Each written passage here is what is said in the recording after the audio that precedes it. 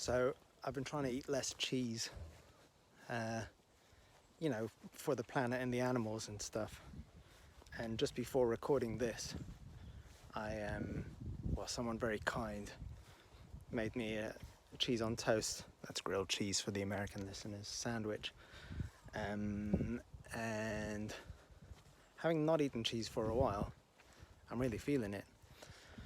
So that was a good idea to do that right before recording the introduction to a podcast. But it was a lovely, thoughtful sandwich, and I'm still grateful for it. Anyway, hi, I'm Tim. I say that at the beginning of every podcast, and I normally say something like, but you already know that, because if you're watching this, you're probably one of my close friends or family members. But in this episode, I think there might be a few new listeners who don't know me. And for the benefit of those new listeners, I'm going to keep this little introduction quite short, because you don't want to hear me going on about my life, which is what I bore my normal audience with. I am coming to you today from the With community in Ditchingham in Norfolk, in England, which is an awesome, special, maybe even sacred place. If you're a long-time listener of the podcast, you might remember a conversation with my friend James back in, I think it was episode 2, pre-YouTube, when it was still called The General Speech. And basically, James got a convent, a group of nuns living in Norfolk, couldn't maintain the space anymore. So they basically put an ad out to say, we want to give this amazing space to somebody for free, if you can do something cool with it. And my friend James and his friend Jamie applied and were given it and have created this amazing community space for young people, away from all of the noise and distractions of modern life. So I'm kind of walking around the place at the moment, but you can maybe see it off there in the distance. Maybe I'll even splice in some other shots of it. I'm walking around it because I'm nervous about bumping into people. I'm embarrassed recording this in public. So that's where I am, and I'm enjoying the silence and the stillness. Actually, am I enjoying it? I'm finding it challenging. That's probably a better word to use. I don't know about you guys, but when life is fast-paced and busy and stressful, stopping for a moment can almost make you feel worse before you feel better, because there's this moment of like, oh fuck, was I that unwell? Was I that stressed? Like, you realize when you get away from all the external noise, how much internal noise was still going on. And I've kind of been aware of that these past kind of 24 hours. But I'm glad to be here. I'm grateful for it. And even though it's a challenging feeling, it's a good and important one. And ultimately, I think, a beneficial and healing one. I've reached the dead end. I'm turning around. So, you're here, I believe, to hear me talk with Jessie Thorn. This is a podcast I'm super excited about. The history of this podcast is essentially it's a series of conversations between me and my friends, with quite a small audience made up of mainly my friends and family. But it's about kind of people who I find interesting, talking about their experiences of religion, faith, spirituality, and that kind of thing, good and bad. And when I renamed it earlier this year, I wanted a name which made it clear what it was about, that it's about religion, faith, etc., but also made it clear that it's an inclusive space, not coming from one particular point of view or perspective, certainly not trying to win any debates about anything, but just to talk safely about people's experiences of whatever belief. So I am a regular listener to a podcast called Judge John Hodgman. And on Judge John Hodgman, when they swear the defendants in, they swear them in, and using the line, do you swear to tell the truth, the whole truth, and nothing but the truth, so help you God or whatever. And I think that's a cool line, partly just because it's kind of funny, but but also because it's kind of taken something which is serious and well established and maybe kind of sacred, but making it inclusive and accessible for everyone. And that's the whole point of this podcast, that let's make this conversation inclusive and fun and accessible, where all views are welcome. So I reached out to Jesse on Instagram, I don't know, a good few months ago, and kind of said, look, I do this podcast and I stole the name of it from one of the things that you do, and pushing my luck, do you ever want to come on it? Be great to hear what you think about this whole world. And really to my surprise, Jesse said yeah. And we emailed back and forth for a while, trying to find a time and a date that worked for everyone. Jesse is in California and I'm here in the UK. So there's a time difference to take into consideration as well. And there was a moment where I thought we weren't going to make it work because Jesse had other stuff going on. But amazingly, we did make it work. And I was blown away by Jesse's generosity, both in terms of his time. You know, he gave me more than the hour which I asked him, but also in terms of kind of what he talked about. You know, Jesse talks really openly and honestly and frankly about his his experiences with religion and faith, but also maybe more importantly about his experiences of grief and loss, having recently lost his dad. And he talks really movingly and powerfully about some of that stuff. So I'm hugely grateful to Jesse for giving me time and for giving me a really rich conversation. I'm reaching out to Jesse was really me pushing my luck, and I can't really believe that it paid off. So if you're a regular audience member, you know what to expect from the kind of conversation that's coming up. And if you're a new one, I hope you find it as interesting and engaging as I did. I'm sure that you will love everything that Jesse has to say, and just the person who he is. So, also, by the way, if you're watching, Jesse, thank you so much for making the time. I'm really grateful to you. Cool. Look, I said I was going to keep this short, so I'm going to wrap it up now. I've said everything I need to say. I'll see you back on the other side after my conversation with Jesse Thorn. Bye.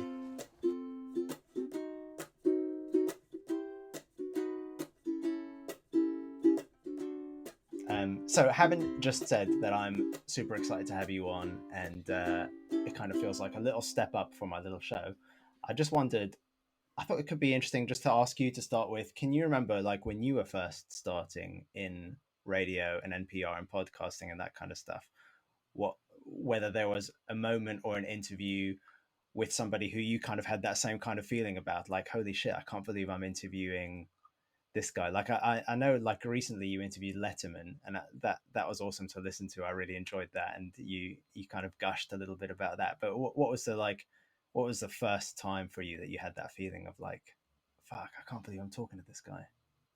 I mean, that happened. I mean, we couldn't believe that we could get anyone to come on our show, and we really did basically trick them into coming on our show. I mean, we didn't lie, but everything short of lying. So there were many in the early years, like almost anyone who came on in the early years, I couldn't believe that they were doing it. But there is actually a moment related to an interview that I actually didn't participate in on my show that felt transformative, which was David Cross from, Mr. Show and Arrested Development and so forth, was doing his first stand-up tour. And I don't mean he had obviously been doing stand-up for quite a long time, but it was his first time touring. He was touring with a band and playing rock clubs. and this was a really big deal at the time. I mean, the tour was of modest size, but it was the first comic who had really committed to getting booked into what were basically music venues instead of playing comedy clubs. And he was doing a show in Santa Cruz at a club called The Catalyst. And we thought, well, we'll try and book him on our show. And I remember emailing his publicist and hearing back from her, David loves doing this kind of stuff. He says he really likes to do college radio. So I will try and make this happen for you. And I had gotten an internship at XM Satellite Radio in Washington, D.C. And so, like 2 weeks before this show was scheduled to happen, I was on an airplane to our nation's capital. And the last few weeks of the semester were covered by my then co-hosts, Jordan and Gene, and our friend Brian Heater, who's still a friend of ours. And is a very successful podcaster with a show called RIYL. And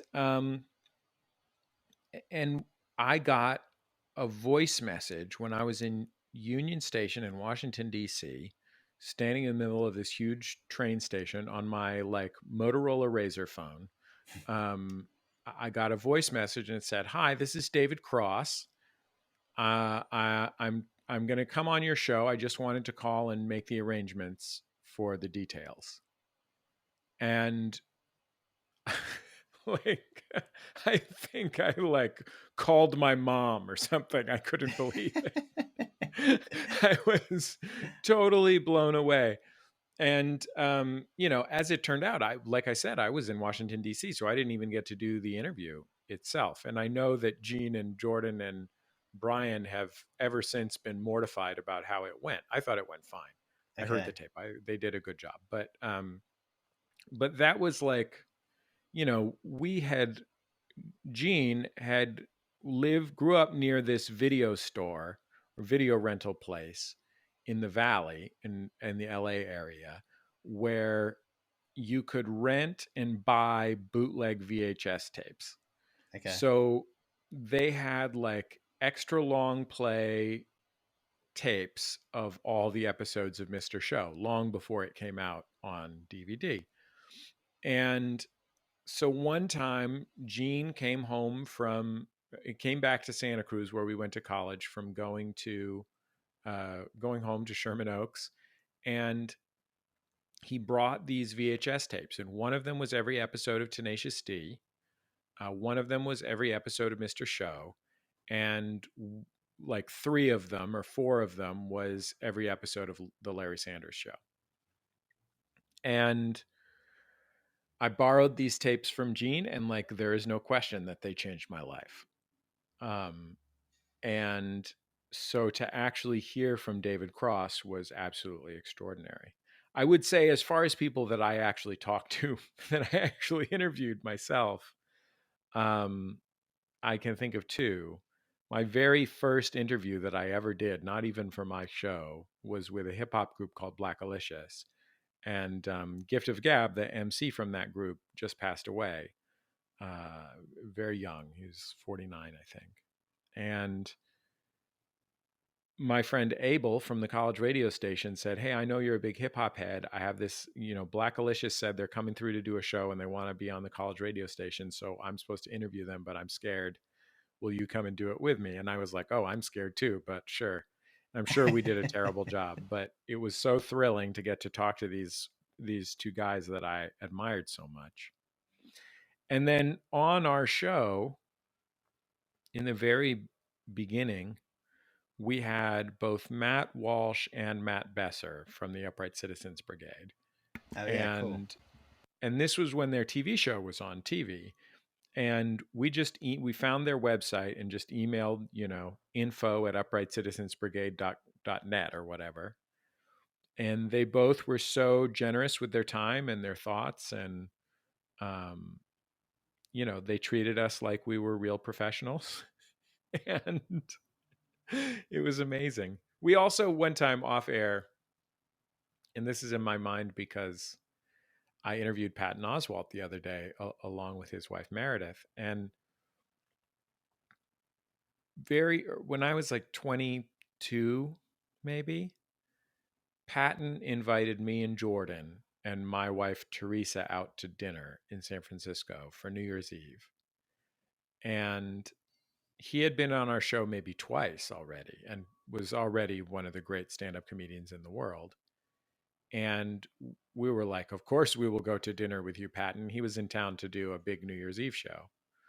And we get there to this dinner, and it's us and my friend Bucky Sinister, who's a poet and a comedian here in LA, and but wasn't my friend yet at the time, and this guy who founded a magazine about drinking, and then it was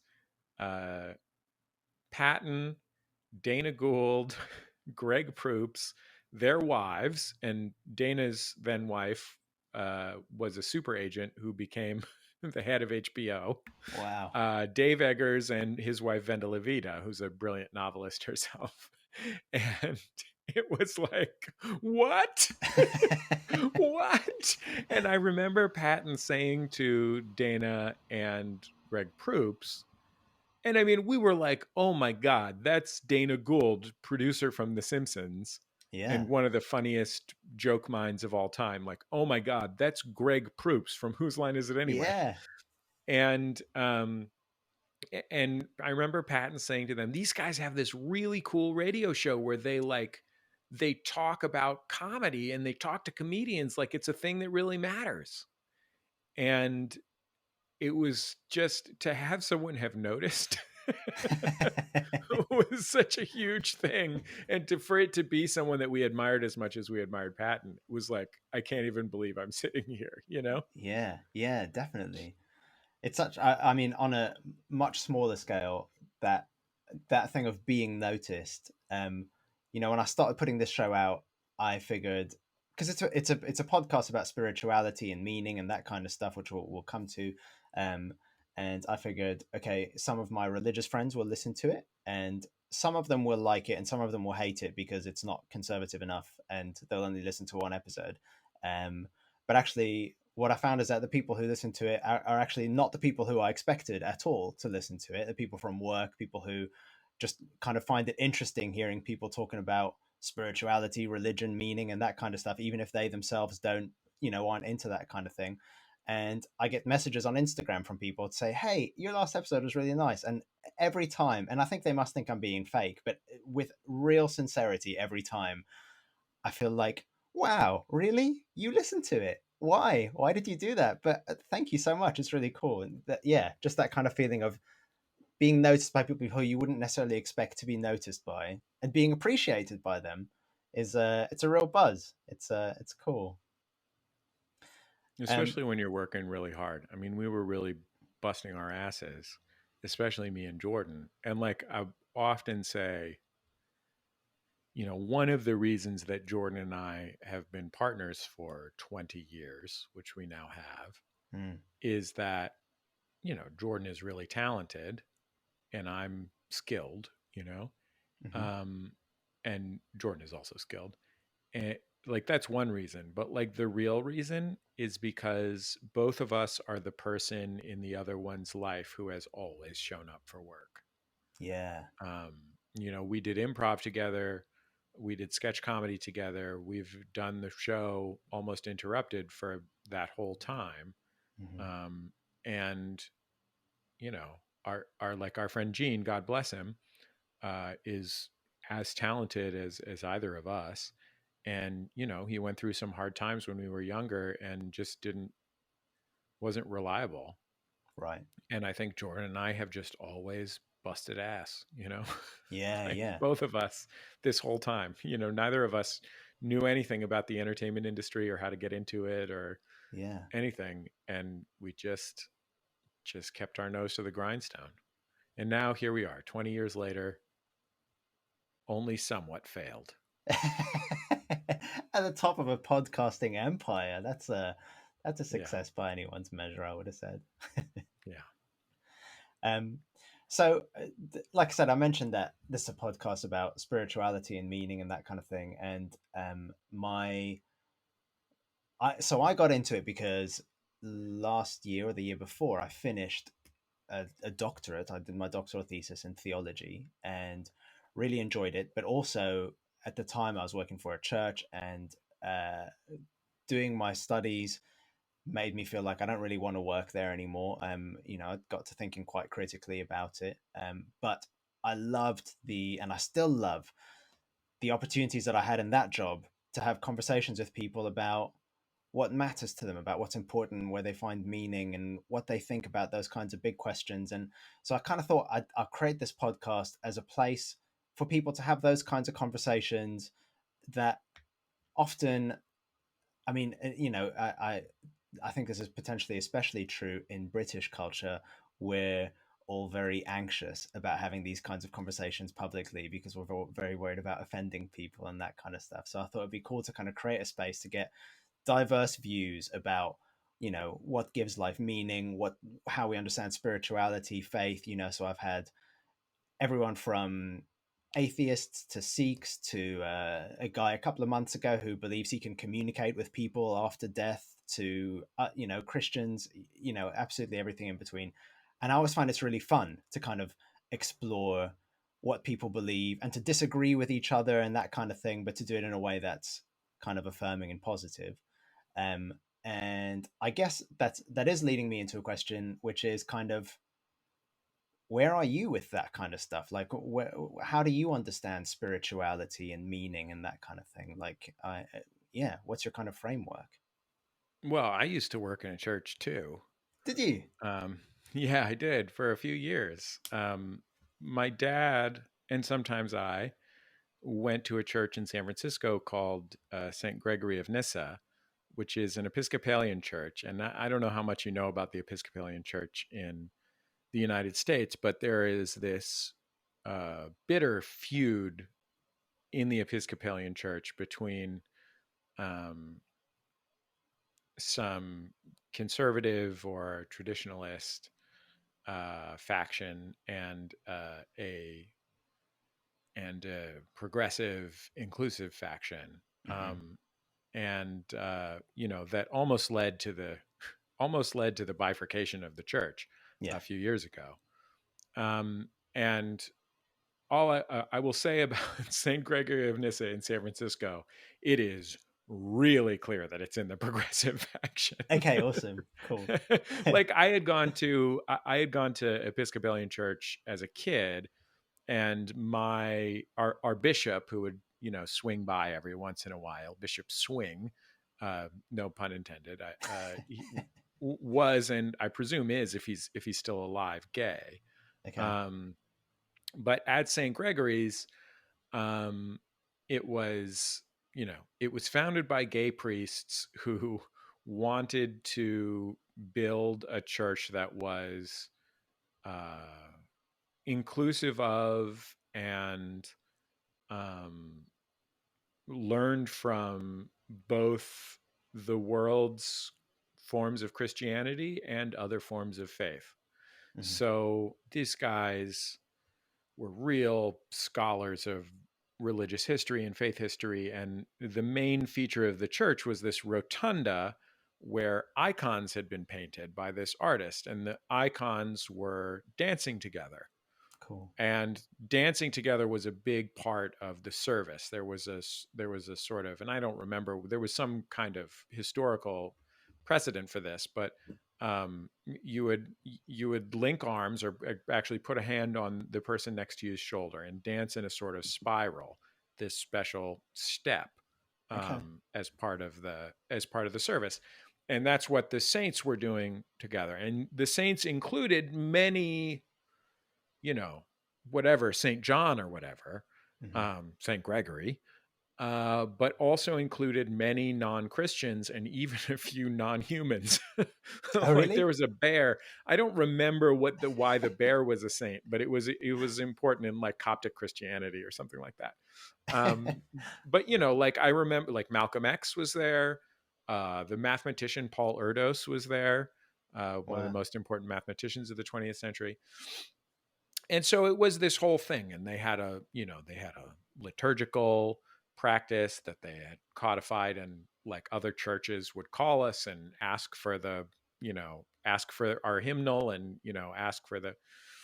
And so it was really a wild spot. And my dad went there because he he really identified as a liberation theologian, and had grown up going to church and having church be a refuge for him from abuse at home. Mm-hmm. And he had considered becoming a priest. He ultimately decided that it would piss his parents off more if he joined the Navy, so he joined the Navy instead, which was a real bad mistake. I mean, maybe if he had become a priest, he would never have ended up with my mom, and I wouldn't exist. So I'm glad he joined the Navy in that sense. But the Navy really messed up his life. But like he also like he ran an NGO, so the church was sort of the home of his organizing and fundraising and so on. Wow. So I worked there as a office assistant. I worked there as a daycare person, for Sunday school and stuff. Cool. And I worked there as an events manager. So people would rent the church, early music groups and weddings and all kinds of things would rent the church for events. And it was my job to make sure all the chairs got put away.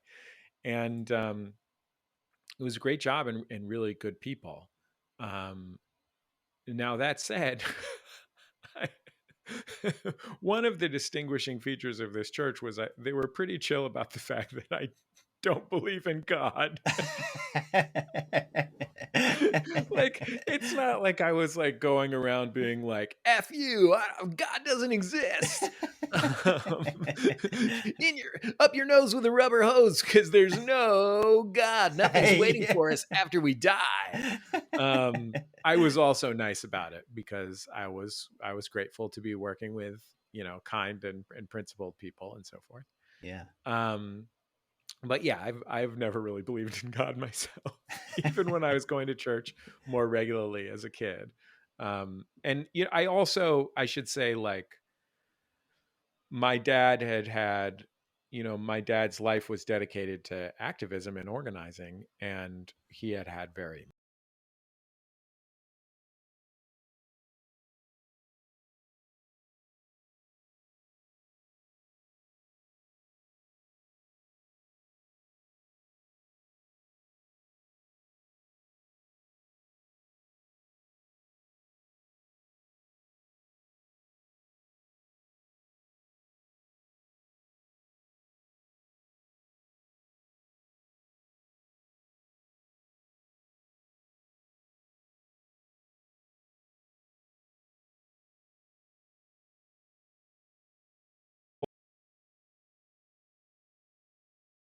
and she grew up Catholic. So all of her experiences of faith were either abuse or war. Wow. So, like when that, what was that movie called? Wilhelmina or something like that that Steve Coogan co-wrote. Oh, yeah. Yeah. Yeah. So that was about, babies being taken away from their mothers by nuns. Mm-hmm. And like I mentioned that movie to my stepmother, and she was like, yeah, I don't remember what it was, 4 people that happened to. Wow. Like my stepmother will mention being assaulted or attempted sexually assaulted by police many times in her teenage years. She had direct family members who were in jail, direct family members who, a story my dad told me one time is when he and my stepmother had first gotten together, they were hanging out and watching the News Hour, the PBS evening news program. Mm-hmm. And there was a story about a funeral bombing. in Northern Ireland. And he was like, and that's how your stepmother found out her cousin was killed. Wow. So she hated religion. Yeah. Still does. Yeah. Fair enough. With the vehemence that cannot be overstated. I mean, the whole thing basically made her an anarchist. Yeah. But the centrality of religion in these, I mean, you know, like it was people whose identity was built around Protestantism, being abusive to and killing members of her family, and the structures of Catholicism, and the representatives of Catholicism also being abusive. Yeah. Yeah. That didn't leave a lot of room for anything else, you know, like I think she generally, I'm speaking for her, I think she generally identifies with Irish republicanism. Like I think she believes that Ireland is one nation, but I don't think that, I think that she has nothing but resentment for the religious underpinnings of those, you know, of those power structures. Yeah. So that's interesting that so you grew up, at least for part of your life, with a dad who at the very least was sympathetic towards religion, and at some point at least quite into it, and a stepmom who was the opposite, like really not into it at all, like with really good reason. Yeah. So what does that coupling equal in you? Do you know what I mean? Like how do you feel about it now as a product of that growing up? I mean, one of the things that I remember most, so like I have generally very fond memories of the community of the church that I went to as a kid. So I went to church mostly with my mom, but before that with both my parents when they were together when I was a toddler, at an Episcopal church in the very urban neighborhood in which I grew up, you know, inner city neighborhood, the Mission in San Francisco. And we had a very kind priest, and it was a very caring community. And my godfather was a parishioner there, and my mom had a garden there, and so on. And I got married there later. I mean, decades after I had, it was, you know, 15 years since I had been there, but I called them up and said, "Hey, can I get married there?" And they said, "Yes, of course. We won't charge you anything." Cool. So I had generally good memories of that place. One of the most vivid memories that I have of St. Gregory's was that there were a few parishioners who wanted to start a food bank there. And they had these silver Coptic crosses that came from, I think it was Ethiopia, that were used in the services. So they would wear like vestments of Christian groups from all over the world, sort of in rotation. And they had taken these elements from services and liturgies from all over the world. And one of them was these Coptic crosses, and they were silver, so they were very valuable. And there was this dispute at the church about whether to have the food bank, because what if stuff got stolen? And I remember my dad being enraged. I remember my dad being like, pardon my French here, but I remember my dad being like, these fucking bullshit liberals. Yeah. That's the whole fucking point of having a church. Yeah. And he would say that in church. Cool. Like there was kind of a testimony portion of the service. And he would say things like that. And, you know, I didn't appreciate this until later, but after he passed away, he had not been going regularly to church for 10 years, probably by the time he passed away because of his health and, for whatever other reasons. Mhm. And I heard from 5 or 6 people who I didn't know, who told me that my dad was a hero of theirs because he spoke up about those things in church. Wow. And I think he saw himself as like an oppositional figure in that context, but they saw him as like an essential part of the church community, Mhm. that he was like the moral corrective. And so I mean, I feel like from that experience of working in that church and being in that church, I not only got a sense of the possibility of Christianity as a force for good in the world, and like knowing, like my mom was really good friends with a Catholic priest, Father Jack, who was the priest of the Catholic church near our house. Again, like the Catholic church particularly was like 90% immigrants from Central America. Mhm. And Father Jack had like made his bones as a priest cycling around South America to minister to people in the Andes with, ice in his beard. Like he was that kind of guy. Wow, cool. Just an extraordinary, I mean, talk about a liberation theologian. And so like I knew these really good people, and I believed that the people at St. Gregory's were also good people. But I also understood about the limitations of, I could see in front of me the limitations of the idea of like liberalism as a matter of being a person of goodwill. Yeah. And I think I learned a lot from that. I mean, that's something that you learn about living in San Francisco or living in Santa Cruz, where I lived for a little while, Mhm. Places where many people think it's sufficient to be of goodwill. Yeah. But certainly in a faith context, like, the purpose of theoretically anyway, right? The purpose of Christianity is to do good works, Yeah.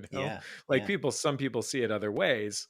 But if your goal is to be like Christ, like it's, then your job is to extend compassion and service to others.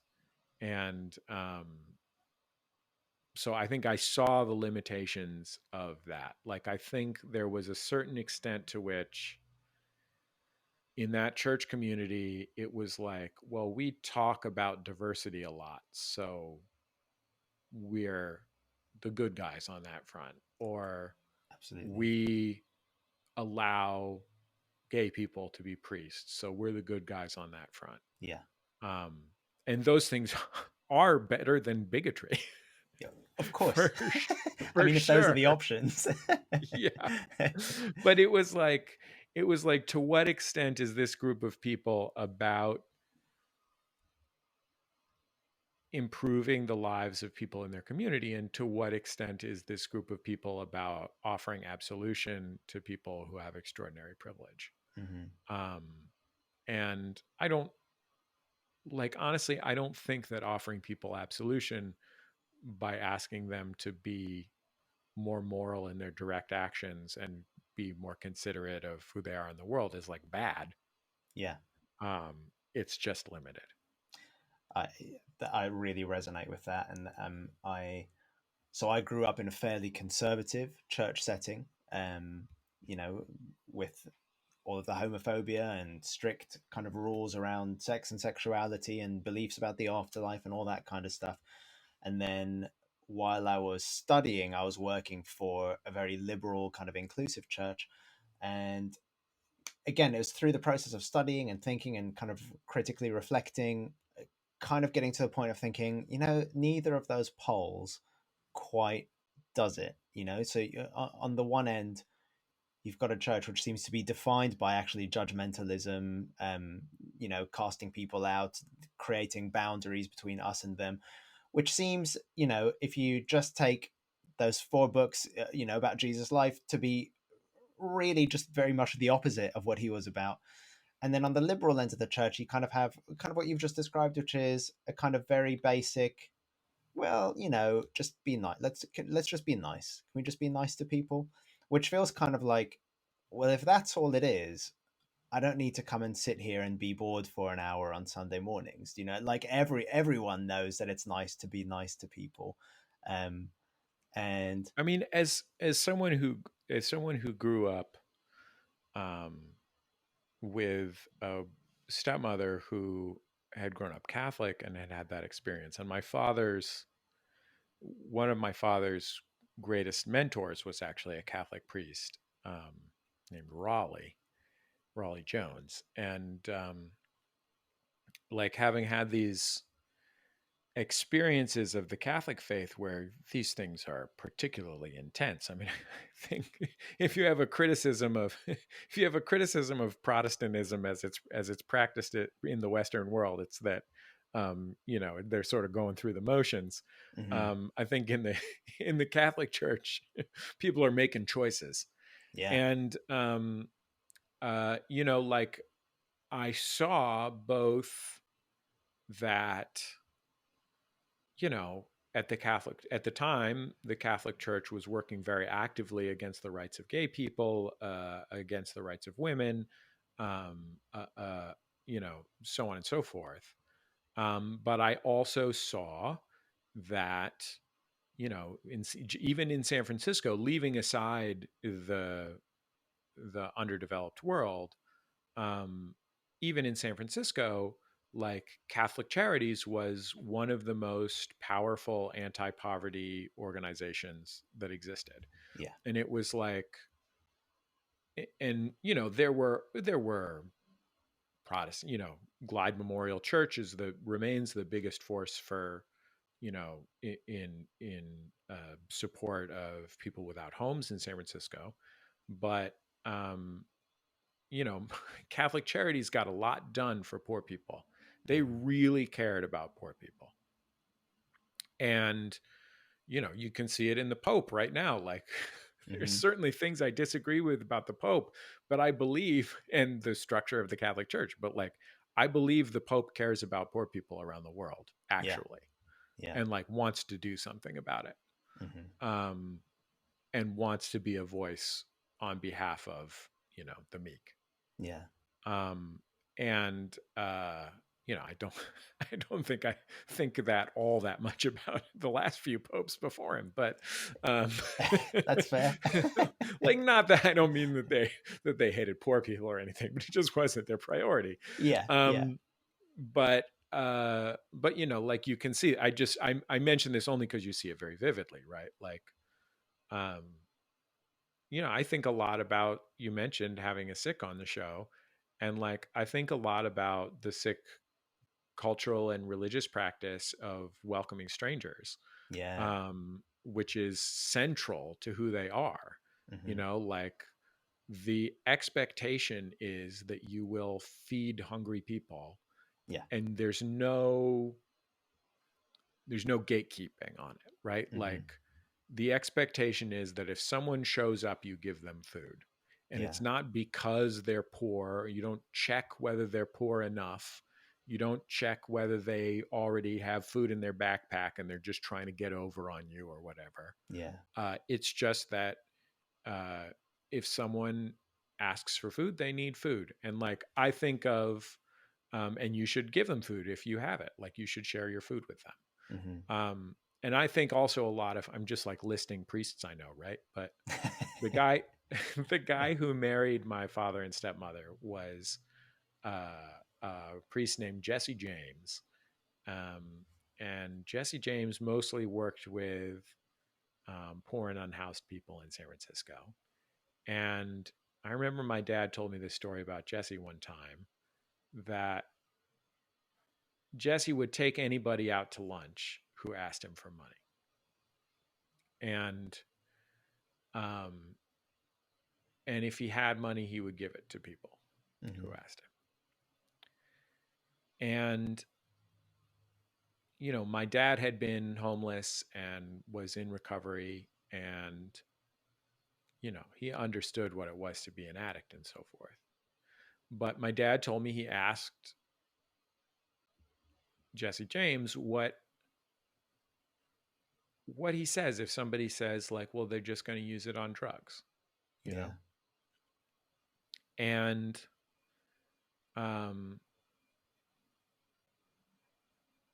what Jesse James said is, well, junkies need a fix. Mm-hmm. That's a And great it's answer. like that he was not interested in moral gatekeeping of taking care of people. Yeah.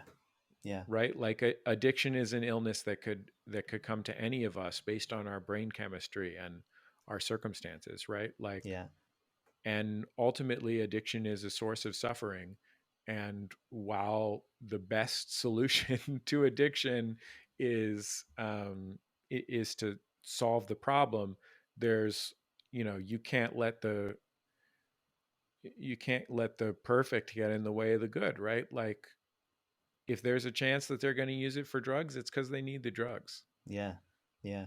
Nobody's out on the street asking for money to do drugs for fun. Yeah. You know what And I mean? that moral gatekeeping, that's a really good phrase, and says so much. I a few years ago went to a Sikh gurdwara in London and was fed for free and sat on the floor with a really nice curry, along with some homeless people and some business people. And there was no, like you said, no questions asked about, do you really deserve this? Do you really need this? Whatever. And I was just busy thinking with your story about Jesse James. There's lots of people who I know, and actually, I think I have probably said this myself, who kind of say, you shouldn't really give homeless people money because there's a good chance that they'll just spend it on drugs. And looking back on that attitude now, it feels like such a hateful attitude because, well, for one thing, you're making a judgment about that person and their decision, that person who you don't know at all, that because they look a certain way and don't have money, that therefore they must be addicted to drugs. And for two, also, if you give them money and they decide to spend it on drugs, that's their choice. They have agency. They're human beings, and just that kind of like, no, I will actually choose to not help this person at all because the risk of me helping them and them doing something I disapprove with my help is too great. Feels again so kind of like, I mean, I don't know anything about Sikhism really apart from that one experience. But I do know something about the Christian story and the Bible and that kind of stuff. And that way of talking about people and to people seems so far removed from the way in which Christ spoke to people on the outskirts kind of society.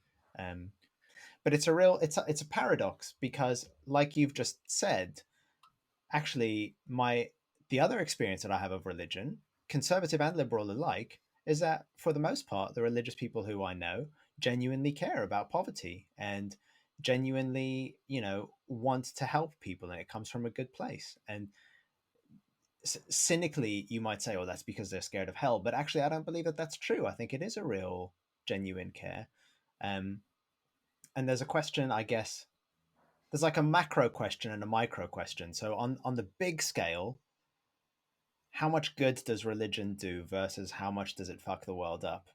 And on a micro scale, on an individual scale, I'd ask the same question for myself. How much good has religion done for me and how much has it fucked me up? And I'm saying this as like I'm about to start a job as a hospital chaplain. So like I'm a Christian, but just that kind of, it's so hard to kind of, I don't think religion is something that's wholly one thing or the other, that it does a whole lot of really serious good, but also there's a whole lot of really serious fucking people up, which is hard to reconcile. I mean, I think ultimately there is an extent to which, for me as an atheist, um, if the fundamental benefit of faith is that it gives people comfort about death, then like that's kind of like that's a big positive. Yeah. Yeah. And again, I say that as an atheist who's never been able to get comfort about death from faith. Mm. But like I think of when my father's mother, um, who was a complicated person, um, like when she was dying, or my mother's mother when she was dying, um, they both were able to die peacefully because they found comfort in their faith. Mm. And I mean, something I'm sure I don't need to lecture a, an aspiring hospital chaplain about this, um, but like that is such an essential, like from an atheist perspective, if that is the greatest source of the impulse to faith and the greatest service to humanity of faith, like I think that's pretty good. And that's Mm. even leaving aside good works and stuff. Yeah, yeah. So like one of the things, like we have on my podcast network, we have what they call a skeptic podcast, called Oh No, Ross and Carrie. I listened to it. Yeah, And I'm a fan. yeah, and Ross and Carrie are both really kind, wonderful people.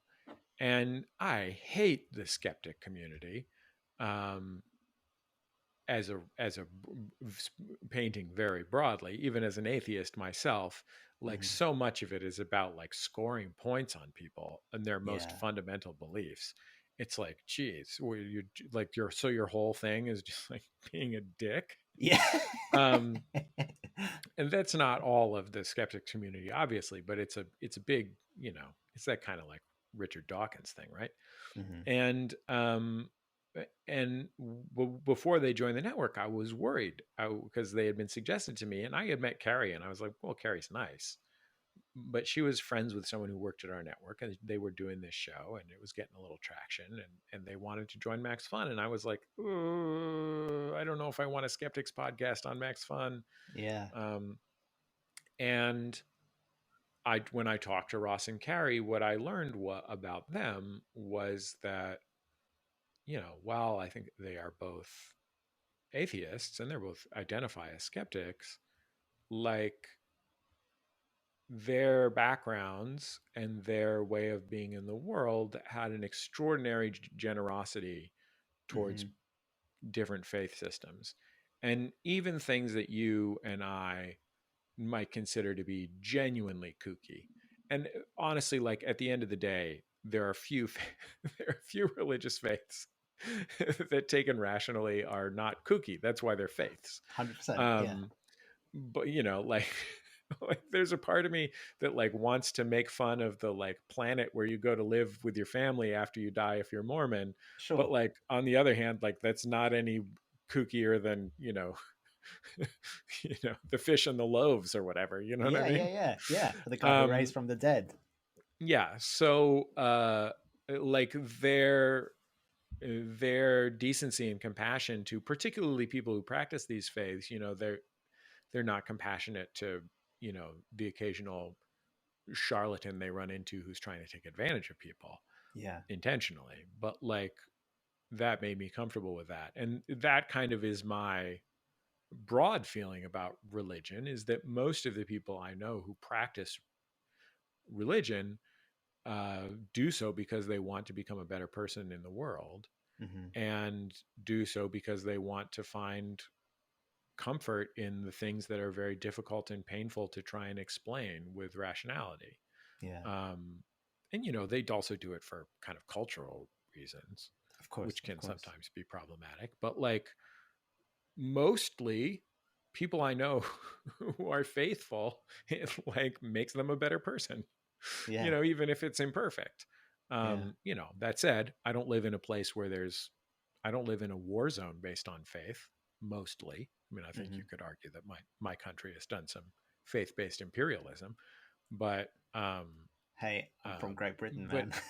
yeah, but like You're all I'm right. not I'm not here on the streets in the midst of a religious war, except to the extent that Sikhs get harassed for being Muslims.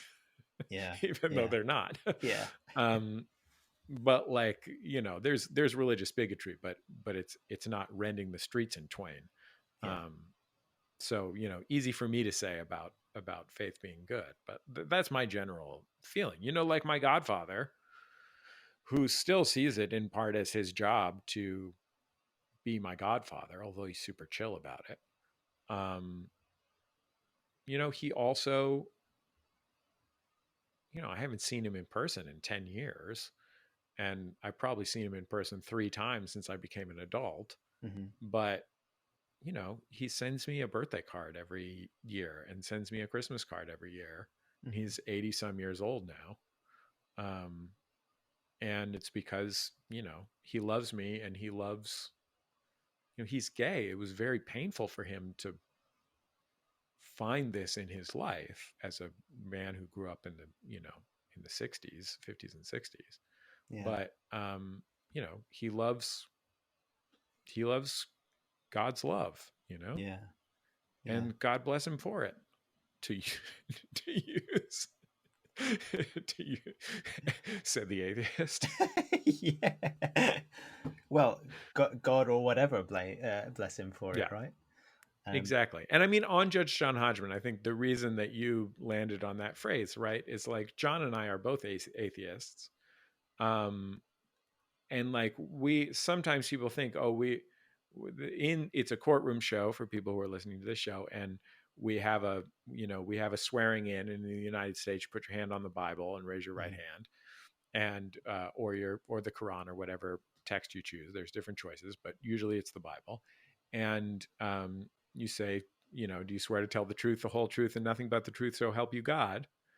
And we added the or whatever, and we didn't. It's like once in a while somebody thinks we added the or whatever because it's like an eye rolling or whatever. Yeah. Like, oh yeah. Yeah. But what it actually is we just wanted to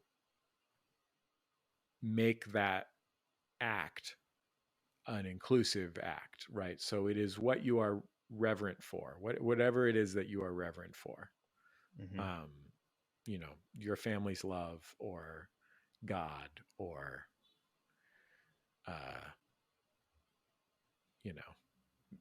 Beelzebub or whatever. Yeah.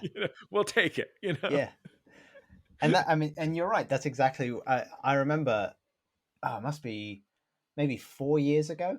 My friend Angus told me about this podcast I probably quite like, called Judge John Hodgman. And in the first episode I listened to, I heard you swearing in the litigants and saying, "So help you God," or whatever, and thinking, cool, I really like that. And this podcast originally it had a different name. It was called The General's Speech, which was named after an obscure scene from a film called Babette's Feast, in which the general stands up and addresses this crowd of religious people, and it's a really beautiful speech. But the name never quite fit because it sounded a little bit kind of militaristic, and it's not really a speech, it's a conversation. And unless you happen to have read this book or seen this film, which nobody has, it doesn't really make sense to anybody. So I was kind of thinking I needed a new name, and my mind went to that awesome phrase, God or whatever, which I don't see as being dismissive at all, but exactly what you've just described. I want the podcast to be like an inclusive space where people can talk about God or whatever. So thanks for that, and thanks for not suing me for borrowing it without asking. I appreciate it. What I was gonna ask about, going back slightly to what you... By the way, I just want you to know that my friend Guy is currently writing a remake of that film for Alexander Payne. No way. Really? Yeah. We'll see how Wow. it goes. But, oh man, maybe I should have kept that title after all. Maybe that would have got more could have been your path to being friends with Guy Branum, the smartest, funniest guy on earth. Oh shit. I can't believe I'm... You blew it big time, Tim. Yeah. Well, I'm hanging out with Jesse Thorn, so that's I'll take that. Yeah, absolutely. I'm number 2. I am conscious that I don't want to keep you for more than the hour that I promised to keep you. But I just thought, I mean, there's loads of stuff that I wanted to ask you about, but one thing which I thought was interesting was going back to what you were saying earlier on about religion and helping people to face their mortality, to face death. I've heard you speaking a little bit on different podcasts about how difficult this past year has been for you with COVID, but also with your own experience of bereavement. I think you lost your dad. Is that right? Yeah, I mean, I kind of had a string of deaths. My dad was the real kind of pièce de résistance. Yeah. But yeah, like maybe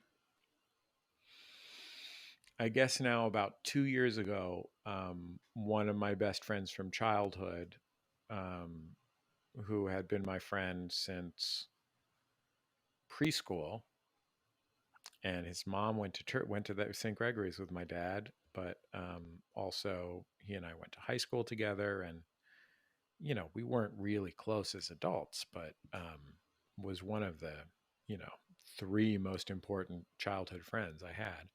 Mm. Died of an accidental overdose. And I didn't even know he was using. And I had this experience of going to this, it wasn't really a funeral. This was just before COVID. It wasn't really a funeral. It was like it was just a little thing before he got put into the incinerator, and just seeing all these people that I knew from high school and from my childhood, and all these people who had loved him when he as an adult, and he was a wonderful, very gifted artist, and so I had that experience of this completely unexpected loss, and then my mother's best friend, who I knew as my aunt, and was my mom has a very ad hoc family, very, very intimate and deep relationships with friends, who, because my mom was a single mom, were very, very much family to me. And so my Aunt Claudia died of cancer, and I had gotten to see her in Washington, D.C., where she lived, where my mom is from, before she passed away, at a Judge John Hodgman show. And she she texted me like 10 minutes before the show. She's like, she texted me, "Where'd you find all these white people in Washington, D.C.?"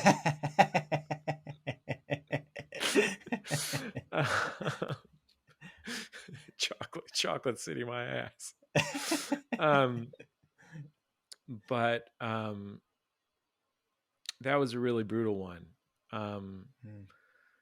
Because she wasn't all that old. She's a little younger than my mom. So she was 70-ish,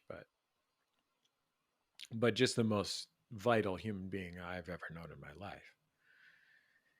And a very important person to me. And, I was worrying about what would happen to my cousin, because my aunt was her only parent.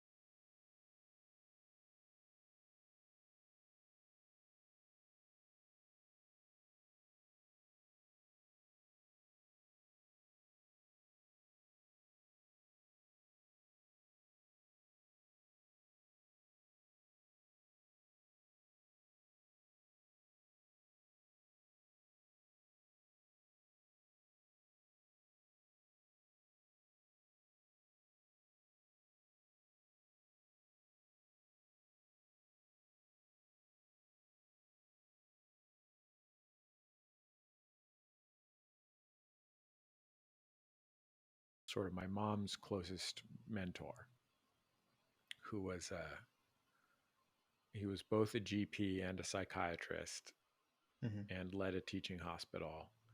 And one day when my wife and I were having lunch with him, she was talking about going to law school, and he goes, "I really enjoyed law school." I'm like, "What? You went to law school?" And apparently after he finished his residency, he was bored. So he finished law school at night during his first 5 years of being a doctor. What? Just because he was curious about it. Anyway, Simon died, and I was supposed to go to his funeral.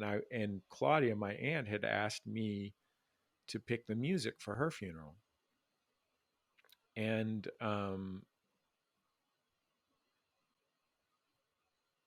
she had sold me. She had asked me to help her get rid of her records. And I had a friend who used to be a record dealer in DC, and he said, people are just going to try and take her. Like, I don't know anybody that's not just going to try and take her. And so, and I wanted to be helpful. So I just sent her an email and said, hey, my friend said everybody's going to try and take you. Why don't I just give you a check for $10,000 and, you can send them to me when you're dead. You know what I mean? Wow. I was like, I don't need them right now. I'll take them in 18 months when you're croaked. Enjoy them while you're still here.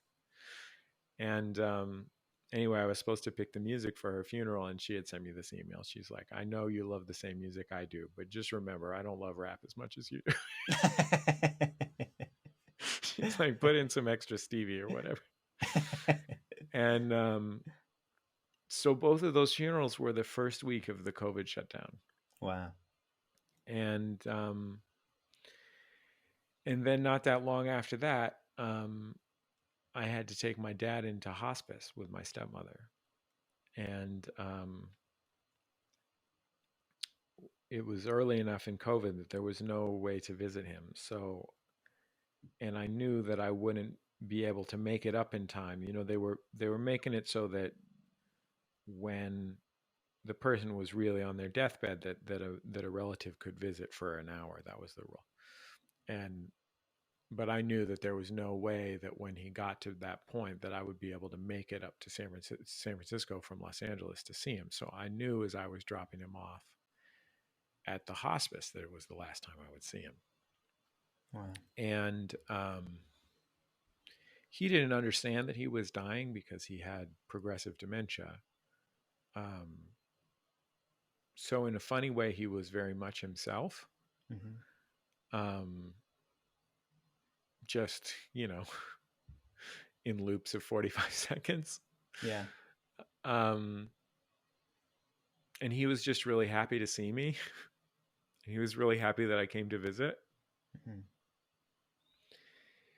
And, he didn't understand that it was our last goodbye when I dropped him off. He understood where he was and stuff. He just thought he was going to the doctor's, or he was used to going to the VA to go to the doctor. And, he gave me a big hug and I dropped him off. And then I pretty much had to drive home to LA, and I was driving down the coast, which is the long way from San Francisco to LA, but it's beautiful. And one of my kids was having a health crisis. And I had stopped in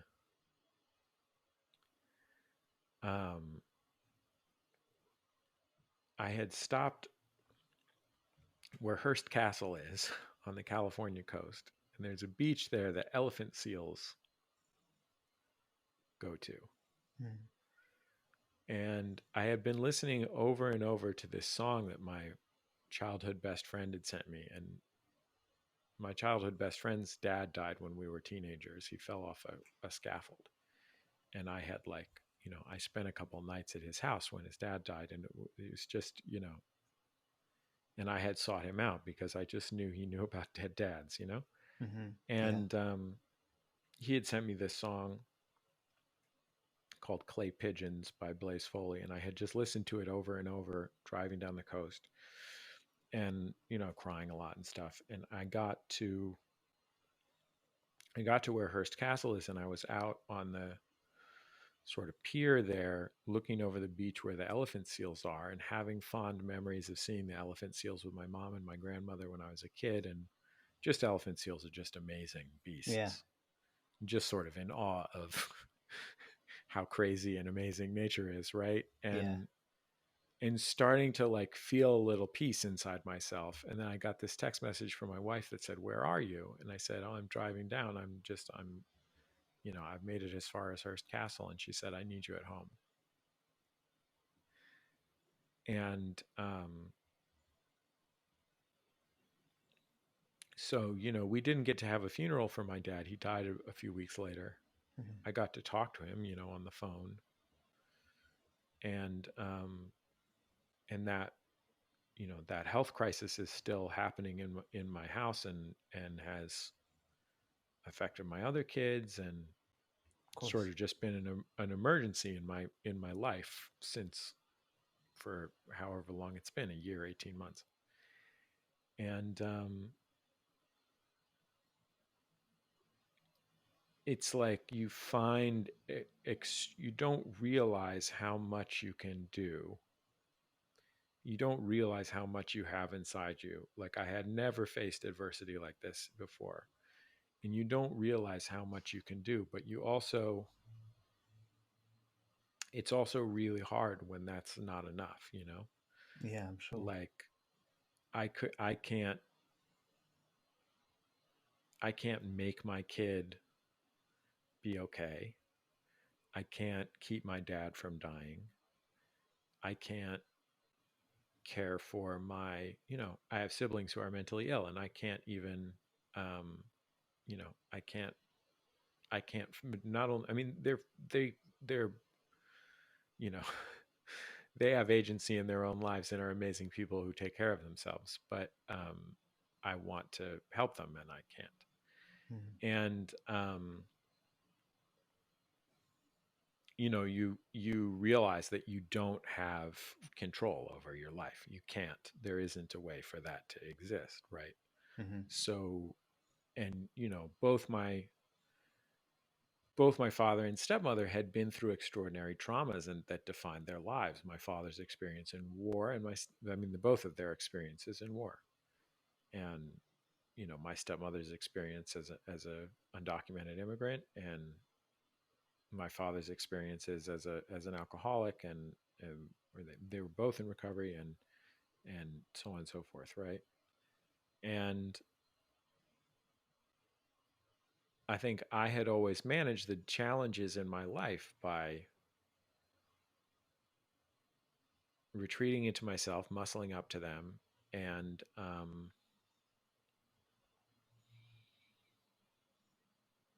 overcoming them through force of will. Yeah. And in some ways it didn't work, but in many ways it did. And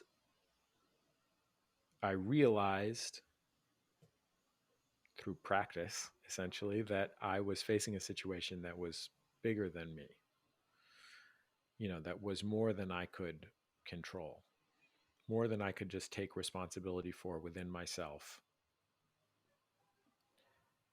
And it's very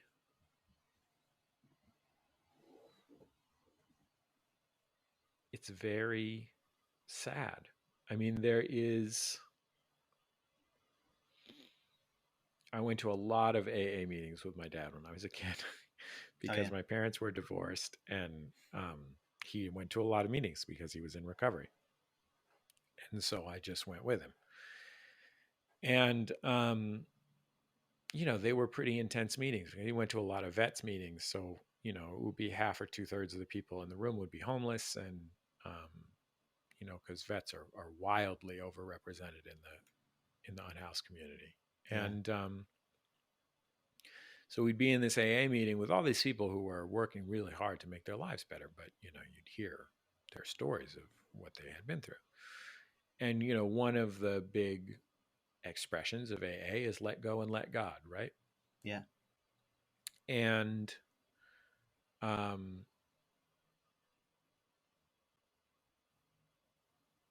that is, whether you are seeking that through faith or through meditative practice or through therapy, or um, it's an extraordinarily ambitious goal. Yeah. It's a really ambitious goal to say, to be able to truly say, I live in this moment. Mm-hmm. I am what I am. I have what I have. I feel what I feel. Um, and I cannot impose my will upon it. I can only make what I can of what is in front of me, right? Yeah. Yeah. You can't control the future. You can't control the past. You can just live in the moment and do your best, right? Mm-hmm. And I've gotten a lot better at that, but I still have a really long way to go. Of course. And going through these extraordinary losses and these extraordinary challenges in my house, that,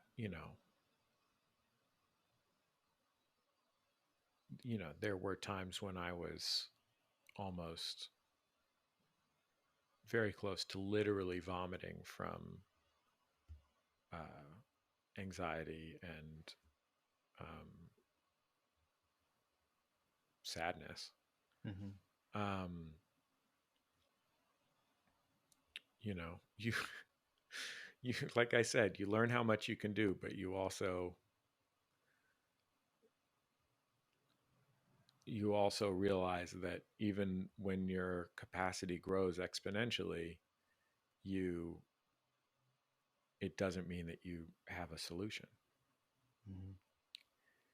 And the other day, I had this cabin in the Sequoias in the Southern Sierras in sort of central eastern California. Sequoias are the biggest trees in the world. Mm-hmm. And last summer, there was a wildfire that came very close to destroying it and destroyed 10% of the giant sequoias in the world and Wow. countless acres. I mean, hundreds of square miles of trees. And my neighbors, Jerry and Debbie, up there, live there full time. They're retired. They're retired from public service. She was a public health nurse, and he was a probation officer in continuation schools. They're both very seriously faithful Christians. And when I told, we had basically just not been up there because we couldn't. It was we just didn't have the capacity to care for everyone safely at home. I mean, much less an hour and a half's drive from the nearest convenience store. Yeah. And I talked to Jerry and Deb. I had gone up there because my dad had died and I just needed some time. And so my wife made arrangements for her parents to come to our house so that I could take a few days to go to the cabin and be by myself. Mm-hmm. And, it was a time when our family was still very much in crisis at home. So she needed the support of her parents. And I went up there and, I went through this box of stuff that my dad's late brother's wife had sent me, or widow had sent me. These letters that my dad wrote to them when he was in the service and all this stuff. And I talked to Jerry just out back of our houses, 10 feet apart, because it was still the most scary part of COVID. Mm-hmm. And Jerry told me about a crisis that his family had been through that was very similar. I mean, I just told him because I was just like, I just got to tell Jerry, I don't. Mm-hmm.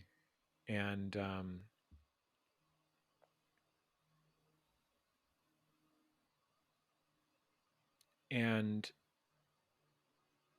I thought about the fact that these were these extraordinarily loving parents. Like, we'd known them a long time. These are kind people and deeply devoted to their families and deeply devoted to their communities. And I just thought, like, well, maybe the best we can hope is what they have, which is not that they have fixed their problems,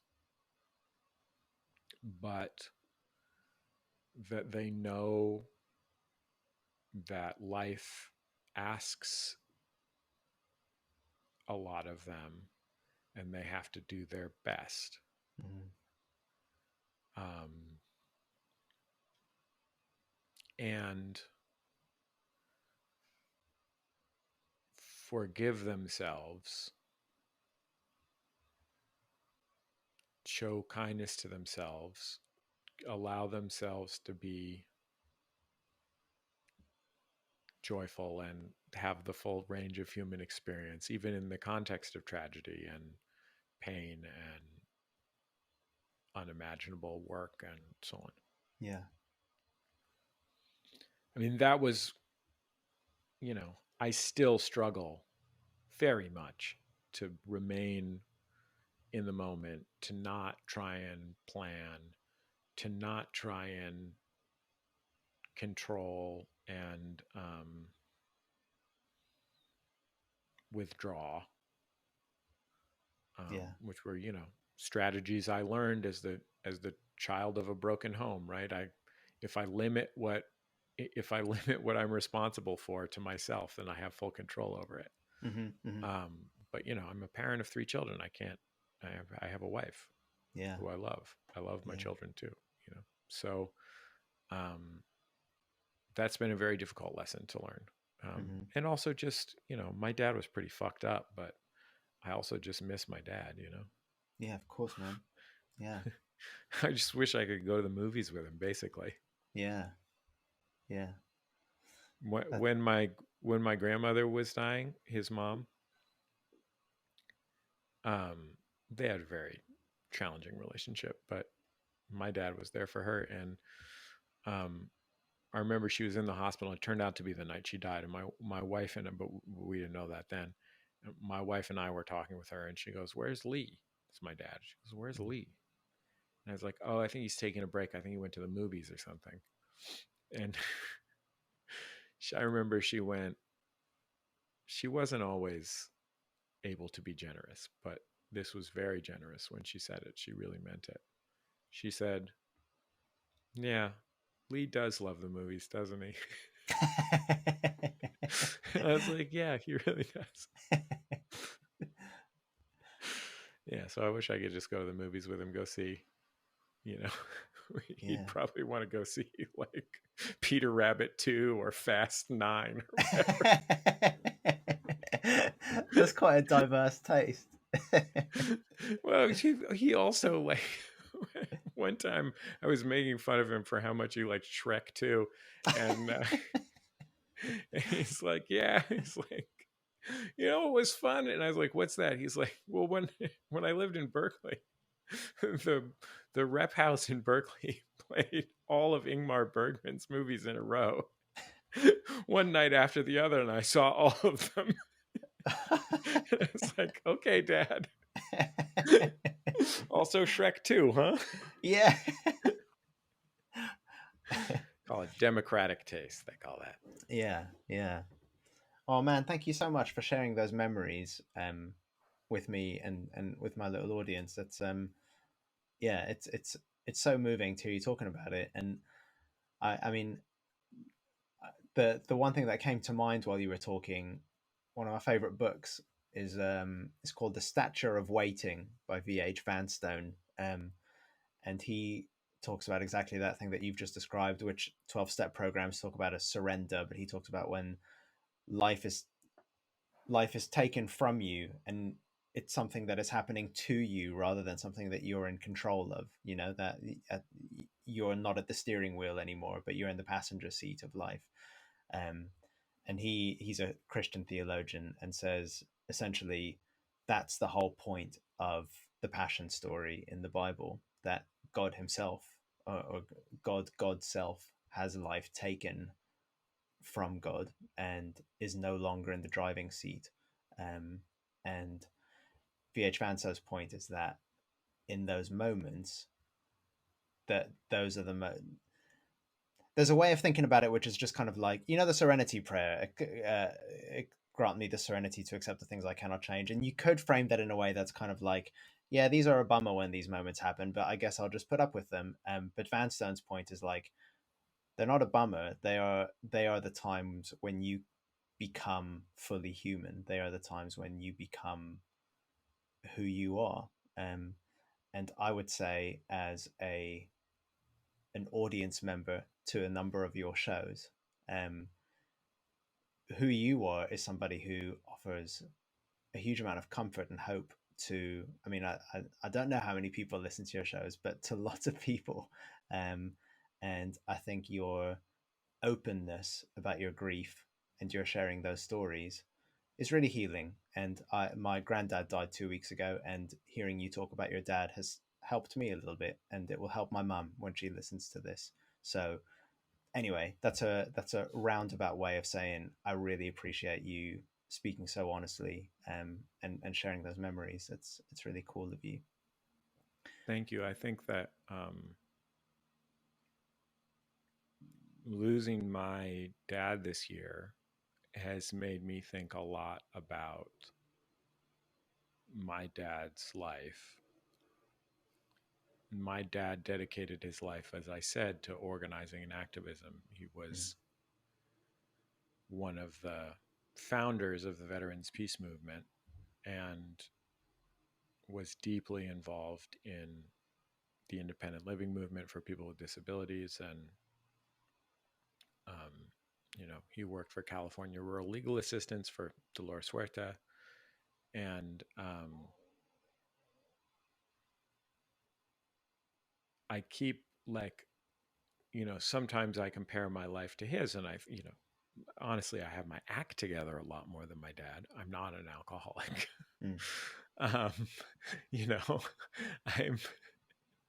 I haven't destroyed my own life in any notable ways.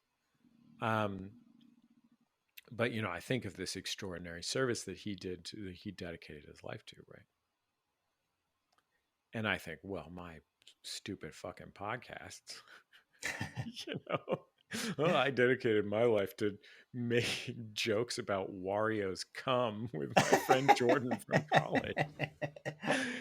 And so I'm like, what am I doing, right? But then I think like, but you know what? Like my dad, who dedicated his life to service to others, although it was in some way service to himself as well and his own healing.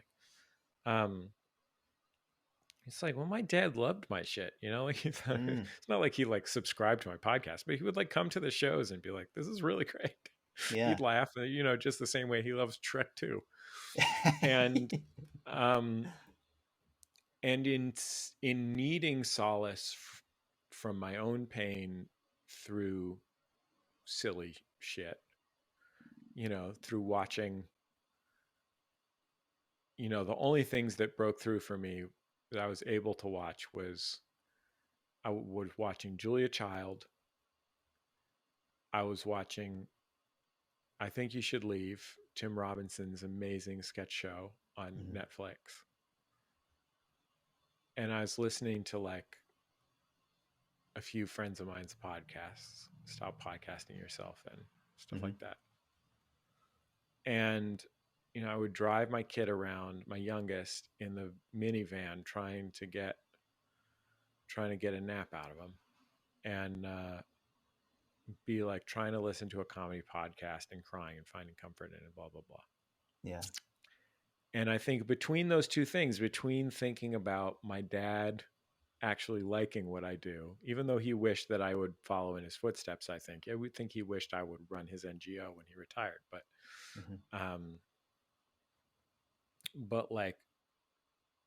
but knowing that he did like what I did and was proud of me, and feeling firsthand the feeling of comfort that I got from media that I needed, both from real friends and imaginary parasocial friends, when I needed it, that I had always gotten, you get an email or somebody tells you about it after a show in a meet and greet line. You can barely process it because it's just too big, Yeah.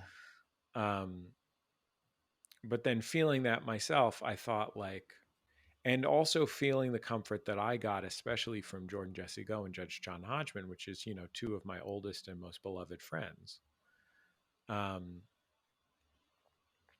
Like just getting to show up and laugh with my friends, even though I could barely, get myself across the room. I was like, oh, maybe this is a good thing I'm doing with my life. Yeah. Maybe it's all right. It definitely is. And not just in a way that it will distract people from difficult things, although that's true and that's worth doing in itself. But in between talking about whether a hot dog is a sandwich or whatever, there are genuine, even just like I say, the God or whatever phrase, the hearing about you in an offhand talk about the issues that one of your children has faced as a transgender child, that there's these moments that reach through the, just the being silly and laughing, and actually, I think, challenge and comfort and do well. I think I'm a better, more inclusive person for listening to Max Fun, and I'm not just a more entertained person. I think I'm a more educated person, and that's because those little moments of sincerity reach through the humor, and they come packaged in a kind of palatable, funny way, but actually really change people. I think. So I think it is really important.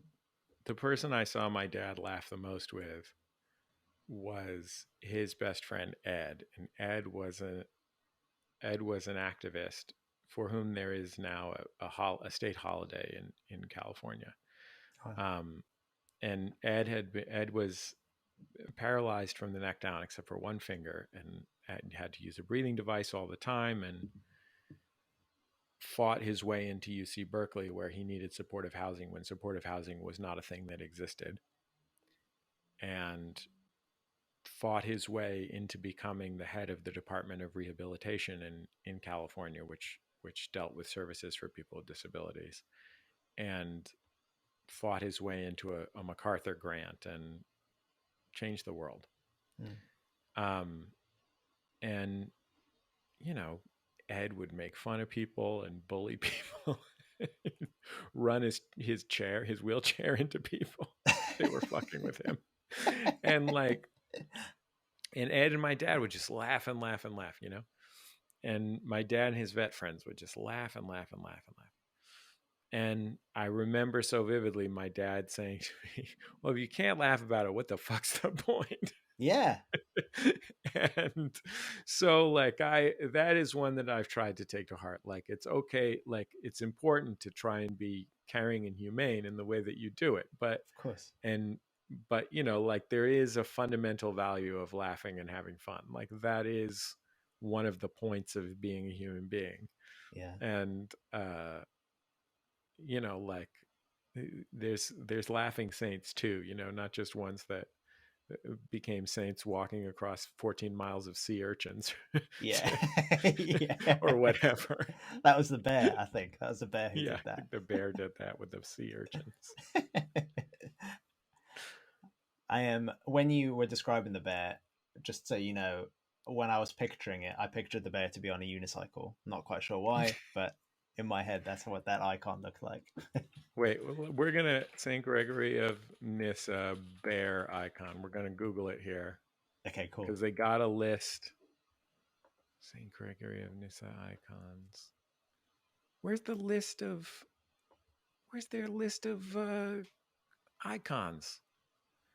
Liturgy, sacraments, teaching, spirituality, the church. About us. No, not of El Cajon. Stupid Bing. You know what the problem is? The software we're using requires Microsoft Edge, so Bing is the default search engine. Okay, St. Gregory of Nyssa, San Francisco, Dancing Saints Bear. So we're giving it really a lot of keywords here. Yeah. Find out more about the... They got a slideshow. No, alphabetical list of the saints. That's what we want. Okay, Bear. We're Googling I think his Bear. name is Bear. Saint Bear. Okay, here's what it is. Seraphim, 1759 to 1833, Russian Orthodox mystic of joy, whose love for all of God's creatures led him to share his fasting rations with a bear, saying, "The poor bear can't know it is Lent." So he is always pictured with the bear with whom he shared his fasting rations. I thought you were about to suggest that Saint Seraphim was a bear, and I would have challenged you on that. There's a few: Godiva's horse, Seraphim's bear, Francis's wolf, and Sadi's tiger. Oh, there you go. The four animals. The Francis, Godiva, Sadi, and Seraphim are portrayed with animals, reminding us that God's work of creation extends to all creatures, and that some have known God in companionship with animals or through imaginative and compassionate reflection on the stories of animals. That's cool. Yeah, and it's nice. What else is cool? Saint Seraphim, don't know anything about him, but one of my favorite ever quotes, which I've used even when lecturing theology and that kind of thing, I think it's so important and really relevant to everything that we've just talked about. He said, "Discover the spirit of peace for yourself, and 1,000 around you shall be saved." And if that's not the point of making people laugh with max fun, then I don't know what is. But I think that's an awesome quote. Well, thank you for taking this time to talk to me, Tim. I really was glad to talk about those things. Well, thank you again. I really appreciate it. Thanks for being so generous with your time and being so open. It's been great. I'm glad my appointment this morning got canceled. Me too. I really am.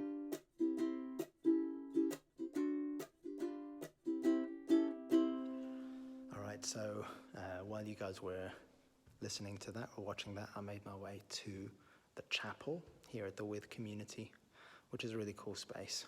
Check out kind of ancient behind me, and then on the other end of the chapel, kind of more modern. It's a cool space.